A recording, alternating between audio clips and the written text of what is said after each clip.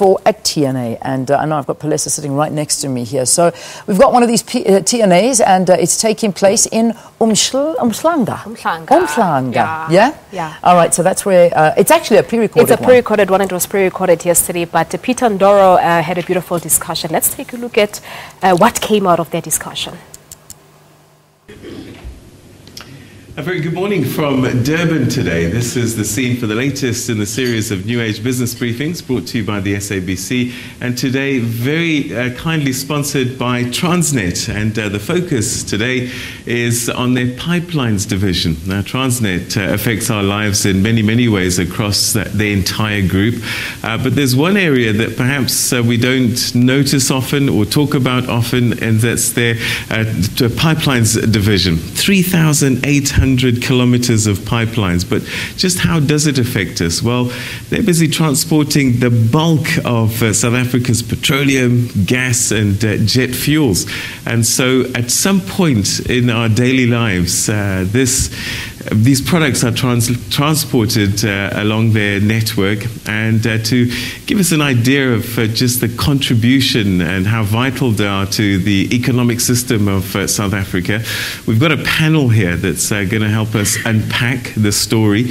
And let's meet them now, and let's start this discussion. As we say, a very good morning to Mr. Mlamuli Buthelezi, the Group Chief Operating Officer, Transnet. Always a great pleasure to have you. Thank you so much and welcome. Good morning, Peter, and good morning to the viewers. Next to you, we have the Chief Executive of Transnet Pipelines, Mr. Lennie Moodley. Thank you very much, and welcome to you as well. Good morning, Peter. Good morning, dear viewers. Next to you is the Executive Director of the South African Petroleum Industry Association, who's very dependent on what you do, or fail to do. Mr. Avapfani Tshifularo. Thank you very much indeed for joining us, and welcome to you. Good morning. Thank you very much. And we have an independent analyst next to you, Mr. Zakhele Gumede. Thank you very much indeed. And you're going to give us, an economic overview of this story that we're sharing. Welcome to you. Good morning, Peter, and thank you for having me here. Good morning, the audience. Good morning, South Africa. Okay, thank you so much. Well, let me start with you, Mr. Buthelezi. So Transnet, we hear about them all the time, and we've spoken a little bit about some of your other divisions.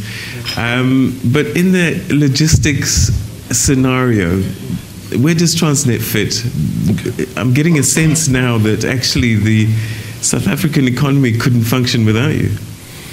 Transnet is a wholly state-owned logistics and transport solutions provider.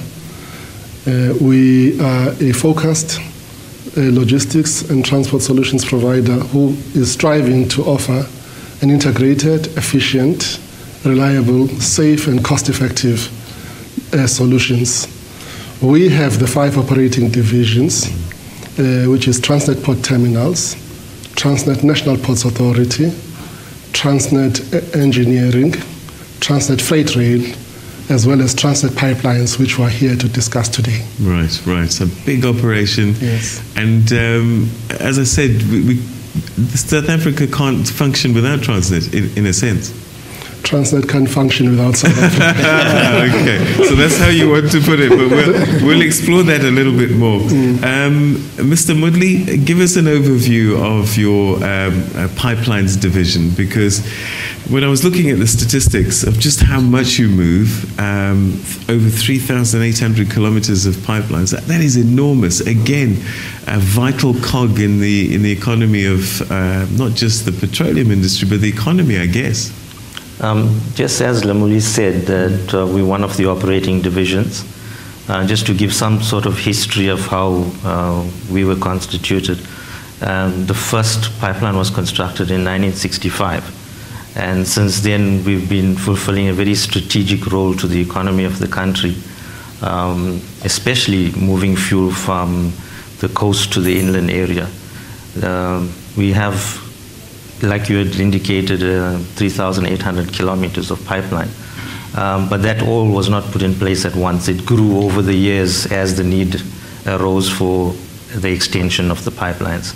But maybe just to give a brief history of what our network consists of. We have a series of pipelines, and I think you had indicated the products that we transport. We transport jet fuel, we transport diesel and petrol, and that we refer to as our refined pipeline network. And we will do all of that in a single pipeline. And people are amazed about, how can you transport all of these different products in a single pipeline.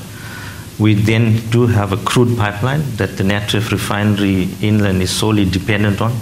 We supply that refinery on average around about 115 million liters of crude oil per week. We have a gas network that comes from the Secunda refinery down to Durban. The capacity of that line is around about 23 million gigajoules per annum. We currently operate around about 18 million gigajoules on that one. Probably the most interesting one as well, if you look at from a country survival and operation point of view, we have a dedicated pipeline from the Natref refinery that services OR Tambo International Airport. And probably 70% of the fuel that's consumed in OR Tambo is piped from that refinery to that. The rest of it is from our sister division, Freight Rail brings the rest of that fuel, the jet fuel requirement for OR Tambo from Durban into that area. So the network has grown over the years, and there's no way you can transport the kind of fuel that we transport by any other mode. It's just too substantial to do that. To give you an idea, from Durban, we transport about 115 million liters of fuel per week. There's no way you can put that on rail or even on road. Just to look at from a asset base point of view, our asset base is in excess of 45 billion rand. But I guess the most important thing about it all is the people that work there that make it happen. And we have only 650 people that make all of this happen. Okay, again, we're going to explore a little bit more of the detail. I am fascinated about this 3 different types of fuels going through down one pipeline. I want to know how that happens. But the petroleum industry, Mr. Tshifularo, you are huge partners then with Transnet for your own survival, but also in co-contributing to the South African economy. Tell us just how big the petroleum industry is, and I suppose Transnet Pipelines has had to grow with you as your industry has grown. Thank you very much. I like your earlier comments that, the petroleum industry cannot exist without Transnet Pipelines. However, I want to argue the other way around. But without 27 billion liters of petroleum products, Transnet Pipelines won't exist. They won't have anything to transport. But that aside, if you think about it, the petroleum industry in global terms is quite, South Africa is quite small, in the world. But in South Africa, it's a massive industry. You are talking about roughly 700,000 barrels of crude oil that are processed per day in South Africa. That's massive. You just need to look at one refinery here in Durban, to just have a good feel of how big a refinery could be. So if you add 6 of those, you are talking about a massive infrastructure. Out of that, we will produce, or transport, all in all, in excess of 20 billion of petroleum products by pipeline, and various other modes of transport, like as it has been indicated, the rail tankers and the road tankers are moving products from various places. We're talking about more than 5,000 service stations that eventually will get product that will have been moved either by pipeline, by other mode of transport. But the bulk of our products, for safety reasons, for environmental concerns, are moved by the pipelines. So if you think about it, you are talking about an industry that it touches, all facets of our lives. And you talk about, jobs that are affected by the petroleum industry alone. I'm talking about direct and indirect. You're talking in excess of 700,000 jobs. So those are the jobs that, will directly, you're talking about something in excess of 100,000 that are directly linked to the petroleum industry. Then you've got jobs that are industries that are linked to the petroleum industry, such as Transnet Pipelines and other engineering like service providers that will not otherwise exist in the absence of petroleum industry or petroleum pipelines industry. All right, fascinating. Again, lots to explore. And you were busy saying that Transnet couldn't survive without you. Can I suggest that you wouldn't survive without us, the consumer? All right, we're going to take a quick break, and then when we come back, we're going to get an economic overview of this entire story.